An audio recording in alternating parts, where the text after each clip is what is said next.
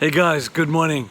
We are continuing our journey through the book of Genesis. Specifically, in the last few chapters, we have that incredible story of Joseph, a man who's teaching us so much on what it really means to forgive. We've seen him in the process of the ability to forgive his brothers for selling him as a slave, Potiphar's wife for lying about him, for being put into prison. And now he's faced with a disappointment that I pretty much guess that every one of us will be associated with. It's the disappointment with people. You know, people make promises. If they keep them, then that's to the plus side. But all too often, people forget their promises. People kind of made their promises maybe at a time of emotion, and when everything's settled down and back to normal, they kind of forget about it. Well, when Joseph was in prison, and he was a great prisoner, and he became a prison guard, and he was recognized for his integrity and his hard work and his honesty. So the prison officials put him in charge of many of the prisoners. But while he was there were two prisoners who were brought in who had interesting stories. Both of them had a vision, at each of them having a vision on the same night. And the next day they came to Joseph and said, "Hey Joseph," the first guy said, "last night I had a dream that I was in Pharaoh's palace, and I was a cupbearer to the king, and I squeezed out the grapes and I gave to the king the cup bearing his wine." And Joseph smiled and said, "Well, that's a good dream, man. 3 days from now, you will be back where you were. You were the cupbearer. You will return there, and you will be back in your job. You will be forgiven for this time that you've been in prison." The man was overjoyed, and Joseph said to him, "But do me a favor. When you're in the presence of the king, won't you put a word in for me?" And the wine press man, the cupbearer for the king, said, "Joseph, how could I ever forget you? After all you've done for me, you've interpreted my dream.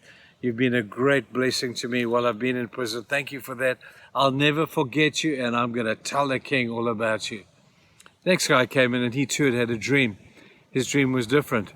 He dreamed that he was carrying a bread on his head in a basket, and the birds came down and they ate the bread and they took it away.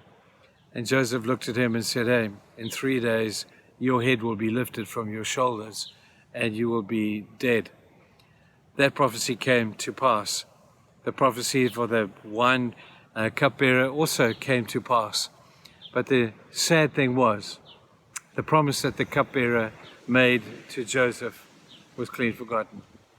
He got out, and the circumstances he had been in had now faded, and he had forgotten all about the promise he made to Joseph. And Joseph would have sat there thinking, maybe today he's going to talk to the king about me. Maybe today he will speak to Pharaoh and I will get a favorable report and I can be removed from this prison. Not that he was, unduly unhappy with it, because he was happy wherever he was. But man, he would have loved to have tasted freedom again. But the cupbearer forgot him and didn't say anything to Joseph. And Joseph looked at this and thought, man, that's not cool. If you're going to make a promise, pal, keep it. If you're going to make a promise of consequence, even more, keep it. But be careful that when you make a promise, you keep it. Now, today's people, we make promises in business, we make promises in friendships, we make promises in marriage, we make promises in so many different areas. And the tragedy is that when the emotion is worn off, then the promise seems to go out of the window.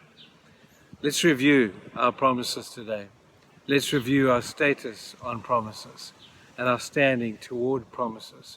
And if there are promises that you have made that you have not kept, maybe it would be a good time for you to revisit them and say, man, I need to man up and I need to take responsibility for the promises that I've made. Remember, we spoke about the promise that Joshua made to the Gibeonites to protect them. A stupid promise. He should never have made it. But God was so impressed with Joshua because Joshua fulfilled his promise, even though everybody said he could just leave it alone. You know, the Gibeonites, who are there anyway? Just leave them. Don't worry about the promise, Joshua. But Joshua was a man of integrity. He was like Joseph. He was a man of honesty. And a promise was a promise to be kept, and he kept it. Now, I'm not saying I'm perfect. Sometimes in heat of emotion, I'll say and make promises, and Sometimes I say to people when they share with me a problem, I say, man, I'm going to pray for you. And at the time, I really meant it. But a couple of days later, I'm thinking to myself, who was that guy I said I was going to pray for? Man, I've forgotten even who he was. And I'm embarrassed by that. So let's make sure, people, that when we make promises, we make them carefully. The Proverbs are full of verses that say, be careful the promises you make, because God will hold you to them. So I encourage you today, review the promises that you've made. Have you kept them? Have you done well with them? If not, maybe you could fix that up. But future promises, be careful what you say, because disappointment could be around the corner for the other guy. Joseph weathered the storm of disappointment with people. You never see him mentioning this ever again. He didn't go into a sulk or passive aggressive mode thinking that, oh, I'm going to get this guy back. He just said, Lord, that's your plan. What a great attitude. I wish I could have that one too. Have a great day, people. Bye-bye.